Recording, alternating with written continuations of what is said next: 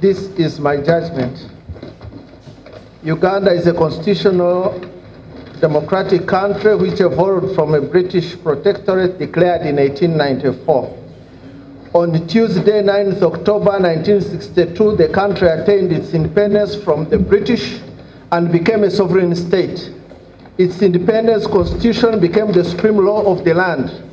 That constitution was amended in 1963 to create the office of a constitutional president.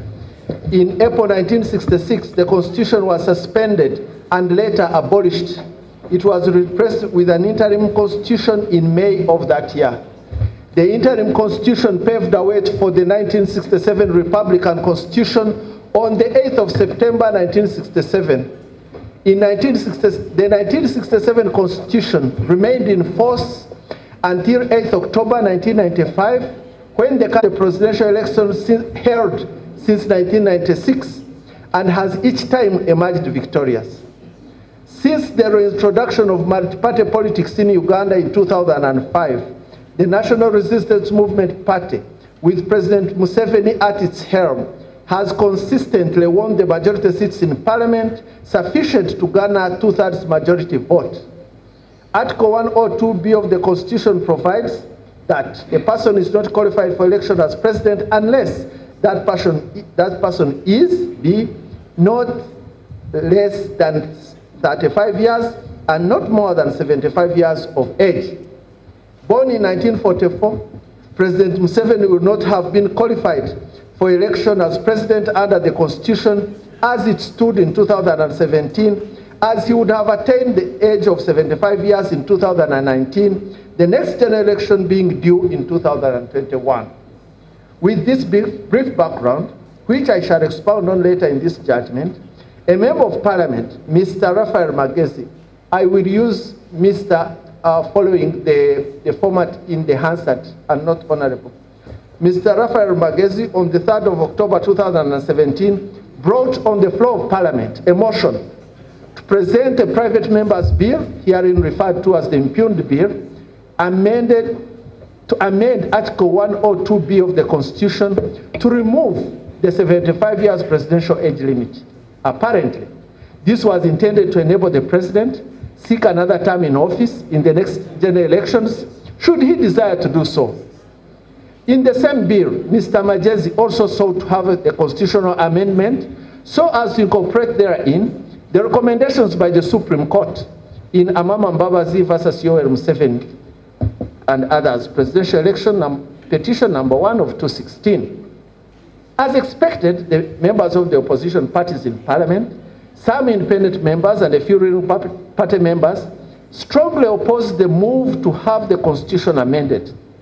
However, the majority of the ruling NRM party members supported the motion vigorously. The bill, after amendments, was passed into law and assented to by the president on 27 December 2017. Its commencement date is 5th January 2018 as Constitutional Amendment Act number 1 of 2018. The petitioners in the above consolidated petitions filed their respective petitions in this court challenging the constitutionality of the entire process leading to the passing into law of the said act, herein referred to as the Impugned Act.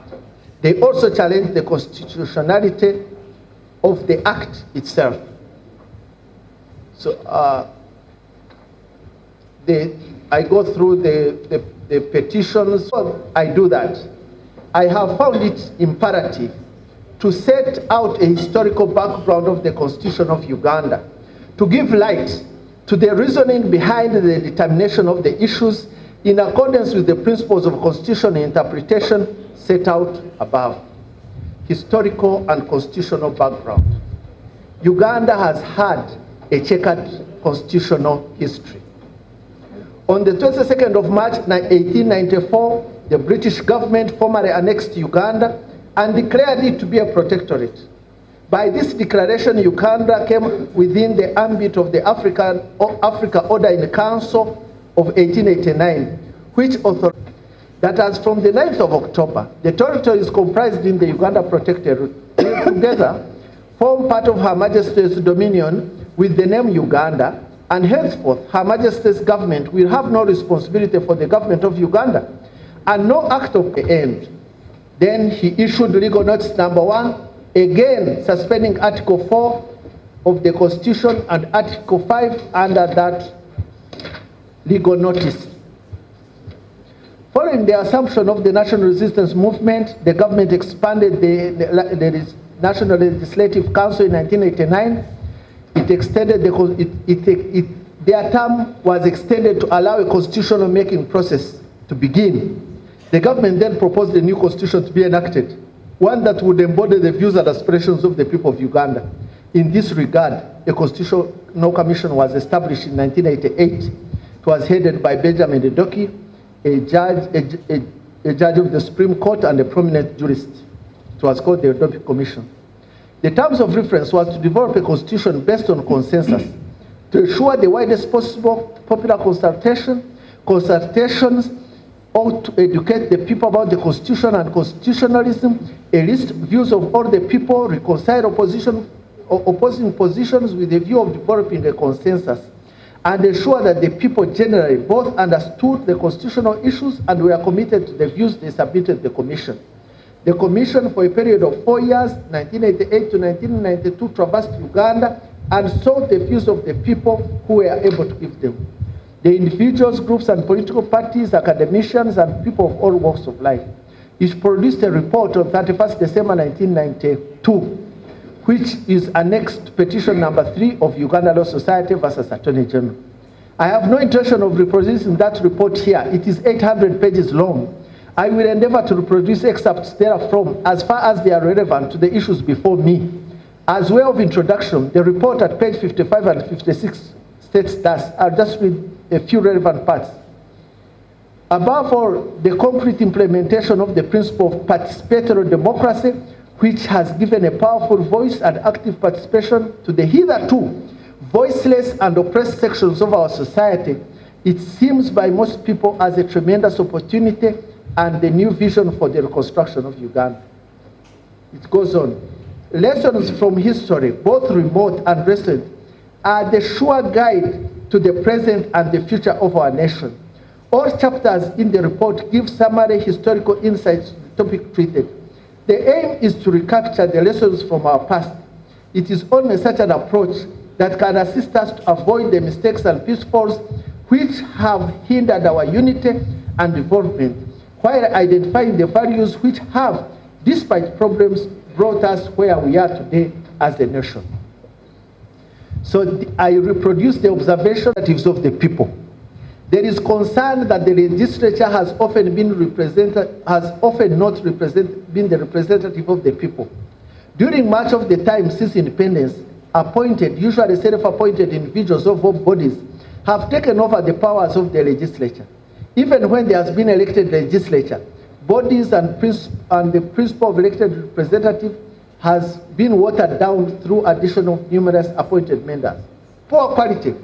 Some elected members of the legislature have been found to be self-seeking and corrupt. 3, our post-independence legislatures have extended their terms in office without restitution. We must always recall our history, lest we forget.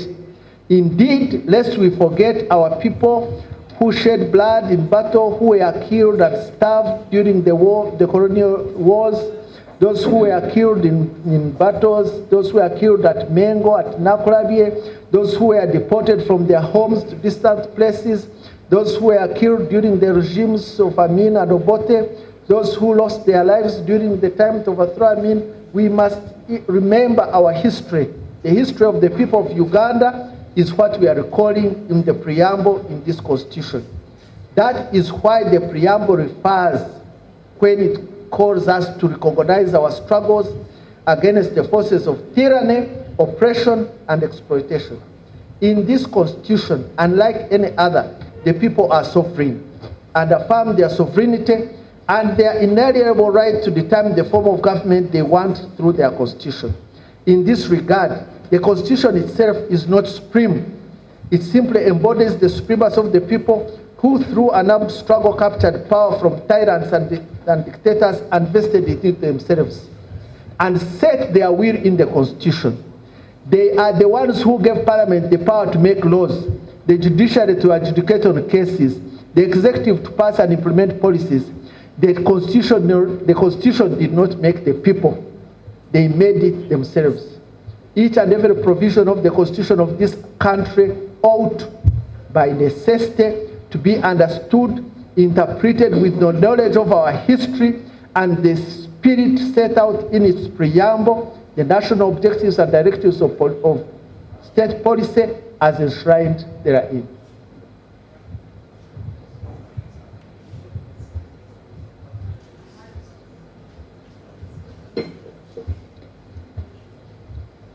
With this background, I now proceed to determine the issues. We are urged together by the petitioners and Council Mavidizi. There are 14, and they have already been set out. I will not go there. Basic structures.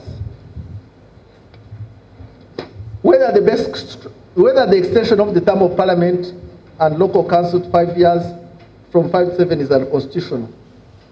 Whether the basic structure doctrine applies to Uganda.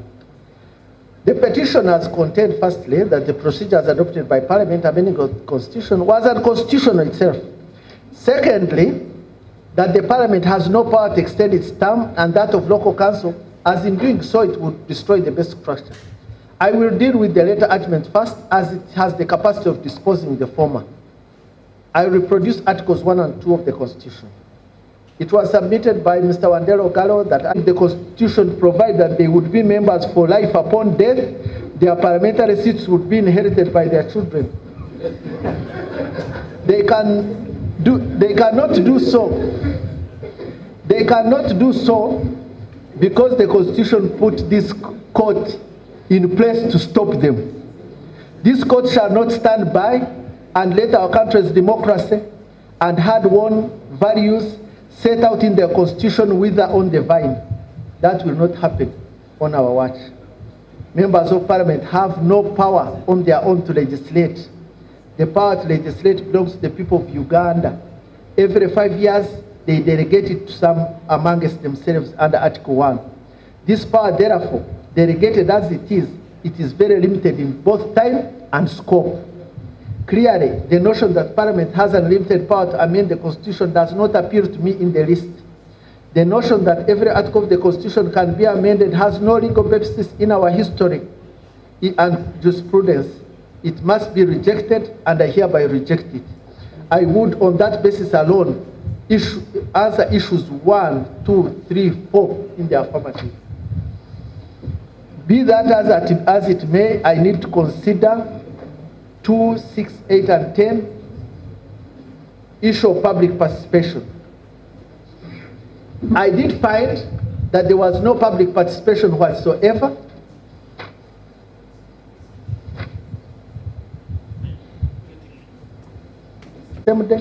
They were incorporated in the bill, which was eventually enacted as 2, 6, 8, and 10 of the Act without any input from the public.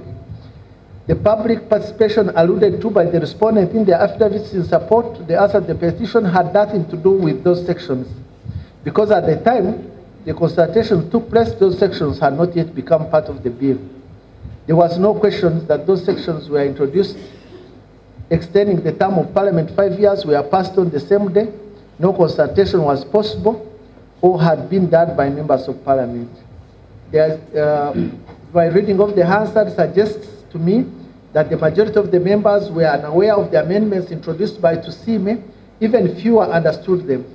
It appears to have been a well-planned ambush, premeditated and executed by a few backbenchers with the tactical support of the Deputy Attorney General and other frontbenchers. This is evident from the clandestine way a certificate of financial implication was requested for and issued without the knowledge of the Clerk of Parliament.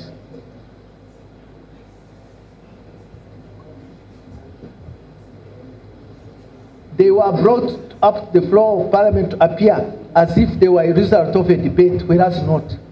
Even members of parliament present at the time of the amendments were introduced were not availed time to debate the proposed amendment. I find that there was no public consultation at all in respect of this bill. Mr. Mwesgwarkutana, Land Attorney General, suggested, tongue-in-cheek from the bar, that the members of parliament had been able to consult the people through social media and electronic media using their newly acquired tablets, computer devices. This was evidence from the bar, which had no value.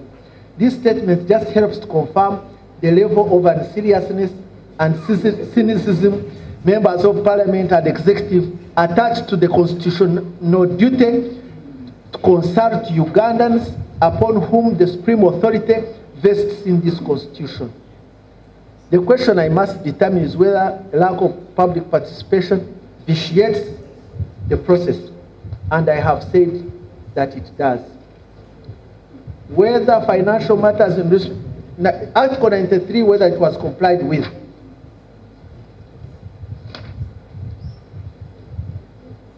While submitting, Mr. Wandero Galo, Land Council. Thank you, Madam. We will have a 5-minute health break. So I believe the Attorney General will not lead you out. We'll come back and then my Lord proceeds.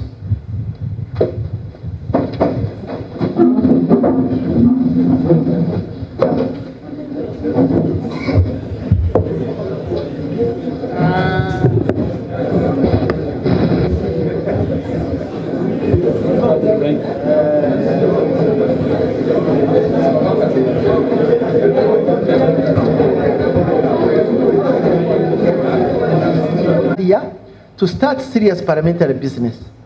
During the 4th year, members of parliament are preparing for primaries within their political parties for another election, and the 5th year is eaten up by the general elections.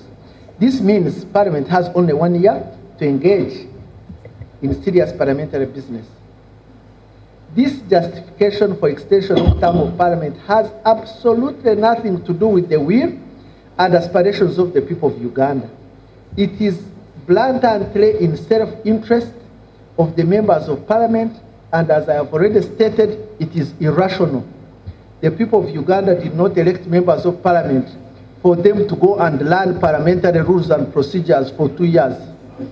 That is why the law provides for minimum qualifications of members of parliament.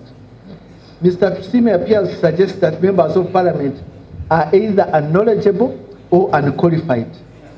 I do not accept that our members of parliament are unknowledgeable or unqualified. All members of parliament are well qualified. The majority of them have postgraduate qualifications.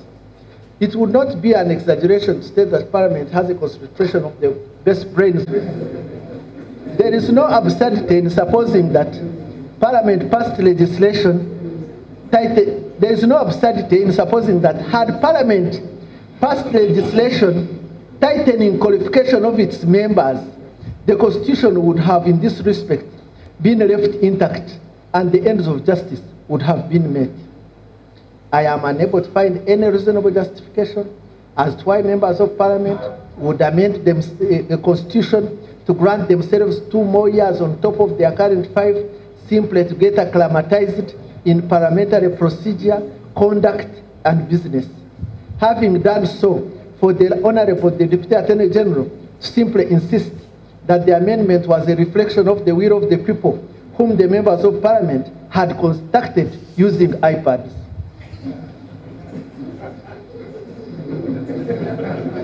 The reason why parliament was to give justification for passing of a law is a legal requirement that the law must be rational. I go to Article 8, it requires that the law be rational, and I say it is not. Reintroduction of term limits, I find that the reintroduction of term limits, again, did not comply with Article 93 of the Constitution, was not debated by the committee, was not consulted upon by the people of Uganda, and therefore I find that its passing was unconstitutional. Whether that is Article 102 and 183, and the second was the recommendations of the Supreme Court in Amamba Baba's UNM7 case. None of the petitioners presented serious challenge to the constitutionality of the regional bill as presented. I have already found that it was not in contravention or inconsistent with Article 1, 2, and 8 of the Constitution. I also found that there is evidence that financial implication certificate was properly obtained. There was argument that because it was the Attorney General is the one who was directed to file the bill by the Supreme Court, that nobody else could. I don't find this argument valid. I now proceed to determine whether the impugned act, the Speaker of Parliament was alive to the fact that a constitutional amendment could not be made without consulting the people. And the question becomes whether in passing the amendment as a whole, the whole act, the people were consulted.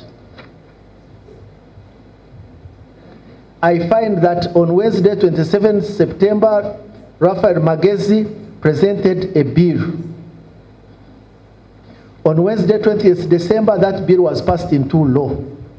On 20th December, that it was assented to by Parliament. From beginning to end, the whole process took 85 days, including weekends and public holidays.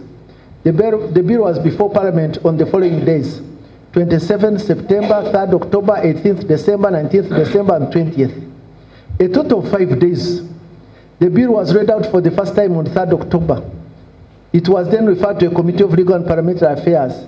The report of the committee was received on 18th. The debate on that day, and it was debated on that day and the following day, 19th. It was passed on 20th. The committee had 75 days to do that. Through the whole process, it had 75 days.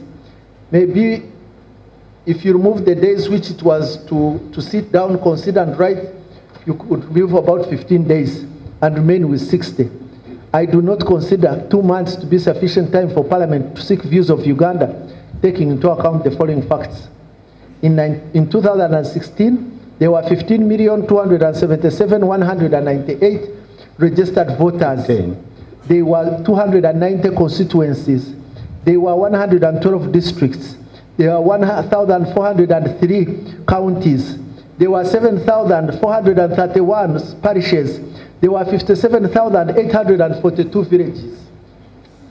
In addition to the above, there are statutory bodies at all levels: women's groups, youth, civil society organizations, church organizations, Muslim organizations, professional associations, student associations. But the people who appeared before the committee as set out at page 4 were, I don't want to just, that the above persons and groups are the stakeholders representing the whole people of Uganda as a visit under Article 1 of the Constitution, in view of our past history, is unfortunate to say the least. I must state here that I have restrained myself from using a stronger language. I say so because the Electoral Commission statistics of 2016 general elections I have reproduced above, since a number of persons consulted as individuals were only 22, it means they represented 0.00013% of the registered voters. Even if 455 members of Parliament were added to this list, assuming they were all consulted, there would be 0.8% exactly to be of the registered voters of 2016. I am alive to the fact that passing a bill does not require input of every individual Ugandan, even every member of Parliament. However, every bill requires public participation that is purposeful, well-intended, and meaningful. What happened in this case appears to have been just window dressing, even that a clumsy one. The framers of our Constitution, the people of Uganda, were not contented with simply the right to vote in a free and fair elections as the only expression of their will. They expressly provided in the Constitution for a wider role in the democratic process by the people. Articles 1, 2, and 8 of the Constitution, the people reserved for themselves the role in the legislative process, as had been echoed by President Museveni in his maiden speech on the steps of Parliament on January 29, 1986, which I have reproduced earlier in this judgment. The same sentiments were repeated by the people during the constitutional making process and set out in the Doki report. That we call a smart test, that Parliament should use a test that is specific, measurable, has results that are attainable, that is relevant and time-bound. And I've looked at they have 8 affidavits, which Muhanga, Margaret, Jane Chibirige, Kakoza, Baryeku, Lokeris, Musasizi, Ongaro Bote, that people of Uganda did participate using the objective test. Now, I've looked at the subjective test because I've said that I've looked at the number of constituencies which the affidavits relate to, the number of sub-counties which the affidavits relate to, and find they were too insignificant to conclude under the subjective test that they constituted a number of the population that can be said to have constituted a meaningful participation.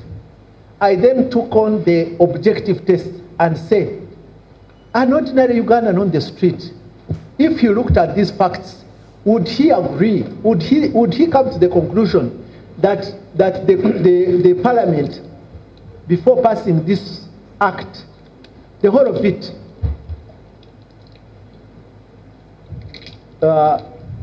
took into account the views of the people or allowed the people to its right of public participation?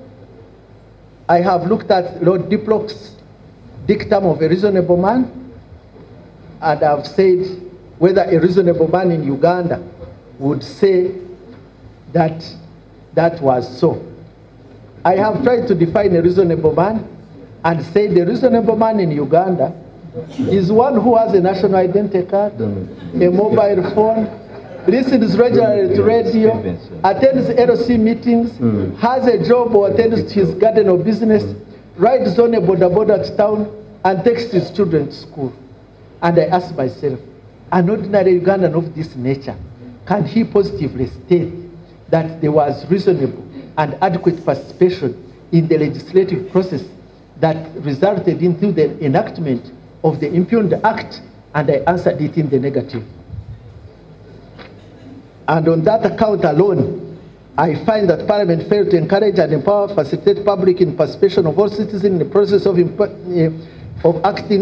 enacting the Impugned Act, and that contravened Article 1, 2, and 8 of the Constitution. And this very act vitiated the whole Impugned Act.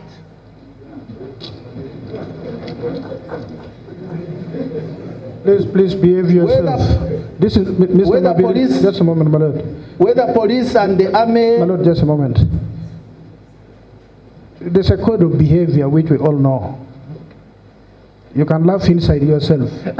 This one was springing up as if this is a political rally. This is not a political rally. Yes. The intervention of members of Parliament prior and during the process created an environment that precipitated and eventually led to the intervention of the army and the police. It is likely and indeed probable that neither the police nor the army would have had reason to come to do so if members of Parliament had not conducted themselves in the way that they did.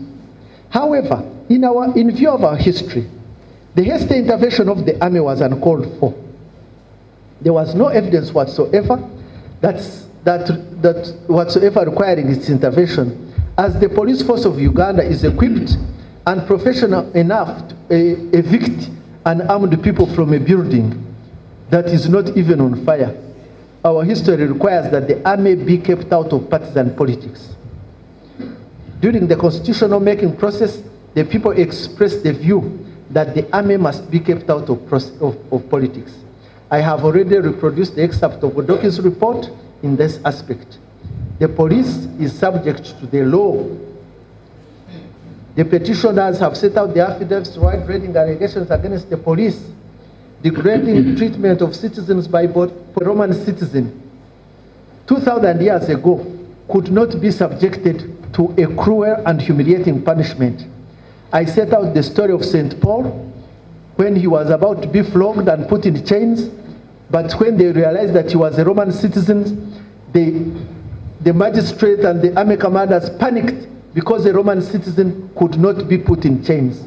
If a Roman citizen could not be flogged 2,000 years ago, how can a Ugandan citizen, a member of parliament at that, be beaten publicly by police officers and subjected to cruel and inhuman treatment? This must stop. The way they now routinely do, which this court takes judicial notice of as being a notorious fact. This is completely unacceptable and it must stop forthwith. The Attorney General must ensure that this is brought to an immediate end. Today, members of parliament are flogged. Tomorrow it shall be a minister. And then, God forbid, the Chief Justice. We would have gone full circle.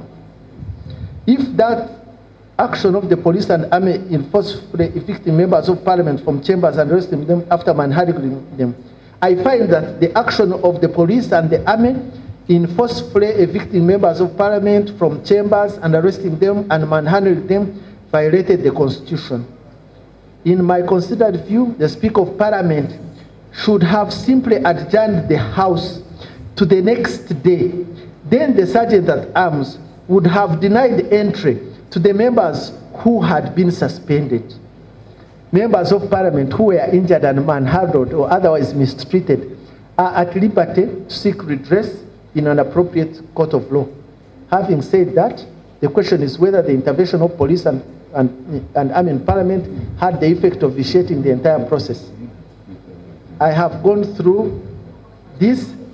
She stated in her testimony in court that she returned the money.